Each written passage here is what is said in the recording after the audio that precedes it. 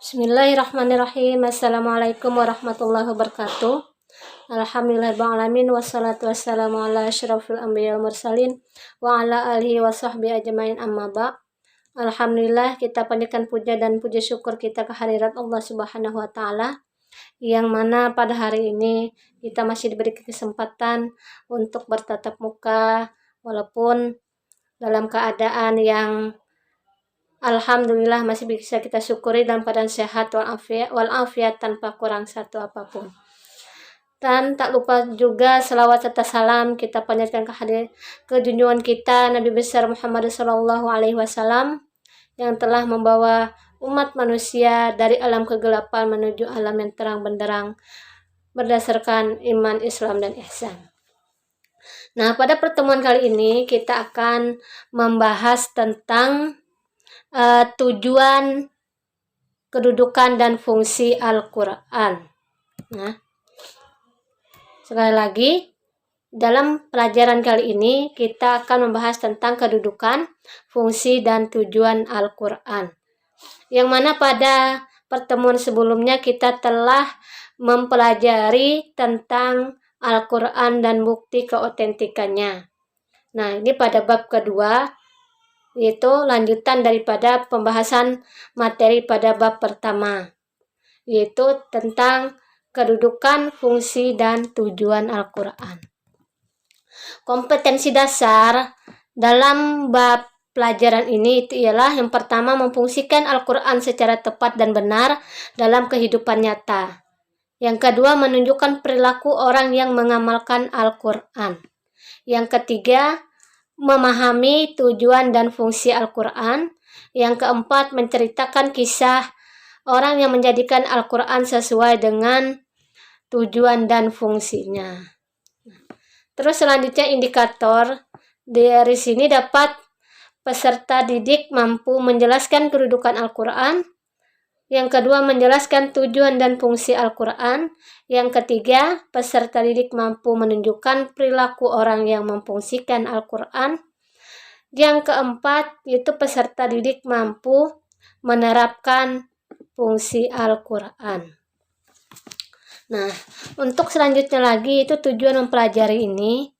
Bab kedua ini adalah nanti diharapkan peserta didik itu bisa menjelaskan, yang pertama menjelaskan kedudukan Al-Quran, yang kedua menjelaskan tujuan dan fungsi Al-Quran, yang ketiga menunjukkan perilaku orang yang memfungsikan Al-Quran, yang keempat menerapkan fungsi Al-Quran. Baiklah, kita masuk kepada materi yang pertama, yaitu kedudukan Al-Quran. Kedudukan Al-Quran yang sebagaimana kita ketahui bahwa Al-Quran ini adalah merupakan sumber daripada hukum bagi umat Islam. Merupakan sumber hukum yang utama dan pertama. Sedangkan yang keduanya yaitu adalah Al-Hadis. Hadis Rasulullah. Nah, kedudukan Al-Quran ini merupakan pedoman bagi umat Islam yang benar-benar mengimani Al-Quran sebagai pedoman kehidupannya. Jadi jelas intinya kedudukan Al-Quran di sini adalah merupakan sumber hukum yang benar-benar dijadikan sebagai acuan yang benar-benar mengandung kebenaran hakiki bagi umat Islam. Nah, itu kedudukannya. Selanjutnya, fungsi dan tujuan Al-Quran. Fungsi dan tujuan Al-Quran ini lebih kepada kehidupan kita sehari-hari. Yang pertama adalah petunjuk bagi manusia. Allah telah menurunkan Al-Quran dengan membawa kebenaran yang hakiki. Al-Quran memiliki fungsi dan tujuan dalam kehidupan yang nyata bagi umat Islam. Di antara tujuan itu adalah yang pertama, sebagai petunjuk manusia, yang mana bila orang benar-benar mengaku beriman kepada Allah, maka dia akan menjadikan Al-Quran itu sebagai petunjuk dalam kehidupannya atau sebagai pedoman dalam kehidupannya.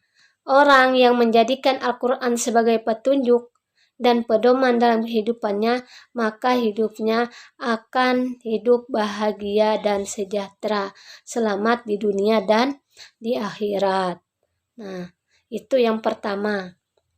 Itu sebagai pedoman hidup manusia.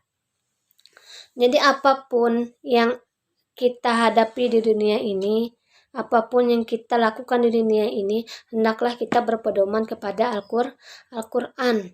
Karena Al-Quran itu salah satu fungsinya sebagai pedoman atau petunjuk bagi manusia, terutama adalah bagi umat Islam. Karena Al-Quran merupakan mukjizat terbesar Nabi Muhammad dan kitab pegangan bagi umat Islam. Nah, yang kedua adalah fungsinya sebagai sumber pokok ajaran Islam. Segala aturan, segala hukum yang ada di dunia ini, khususnya bagi umat Islam, bisa menjadikan, bahkan sangat dianjurkan menjadikan Al-Quran ini sebagai pokok ajaran. Yang dimana pokok ajaran ini menyangkut semua atau seluruh aspek kehidupan manusia. Baik dari kehidupan berumah tangga, kehidupan berkeluarga, bermasyarakat, maupun bernegara. Semuanya ada di dalam Al-Quran, mencakup semua pokok ajarannya. Terus selanjutnya adalah fungsi dan tujuan Al-Quran ini adalah sebagai peringatan dan pelajaran bagi umat manusia. Di dalamnya banyak terdapat kisah-kisah umat yang terdahulu yang mana itu bisa dijadikan pelajaran dan peringatan bagi kita yang masih hidup. Seperti kisah tentang Qarun, tentang Nabi Adam, Qabil dan Habil. Semuanya yang diceritakan di dalam Al-Quran itu pasti ada hikmahnya dan pasti ada pelajaran yang harus kita jadikan pelajaran bagi hidup kita yang mendatang, yang sekarang maupun yang mendatang. Tidak ada yang sia-sia di dalam pelajaran maupun kisah-kisah yang ada di dalam Al-Quran.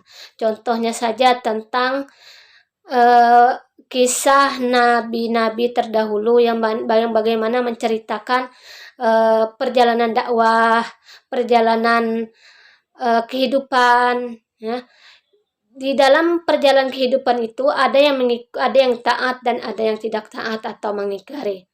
Nah, orang-orang yang taat dan patuh kepada Allah, yang menjadikan Al-Quran sebagai pedoman kehidupan, sebagai pokok ajaran, dan sebagai pelajaran peringatan, maka hidupnya akan selamat di dunia dan akhirat, yang akhirnya akan menjadikan hidupnya terarah bahagia di dunia dan akhirat.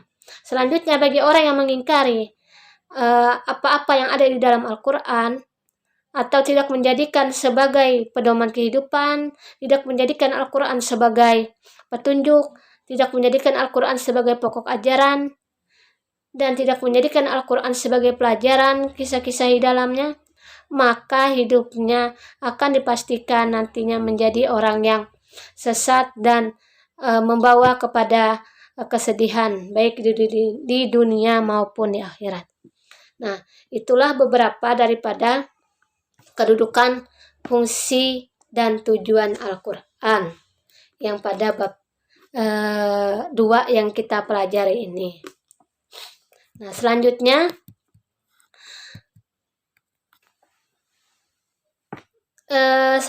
adalah kita menyimpulkan bahwa kedudukan Al-Quran itu adalah sebagai sumber hukum yang utama.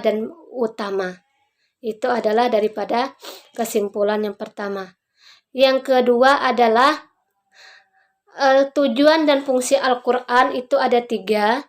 Yang pertama, Al-Quran sebagai pedoman kehidupan manusia, khususnya umat Islam. Yang kedua adalah Al-Quran fungsinya sebagai sumber pokok ajaran agama Islam.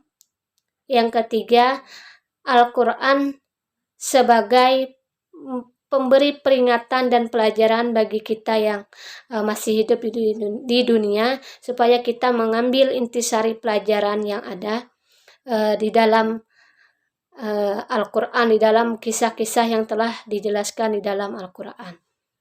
Nah, mungkin itu saja kesimpulan daripada materi yang kita sampaikan hari ini. Salah hilap mohon maaf. Akhiran, assalamualaikum warahmatullahi wabarakatuh.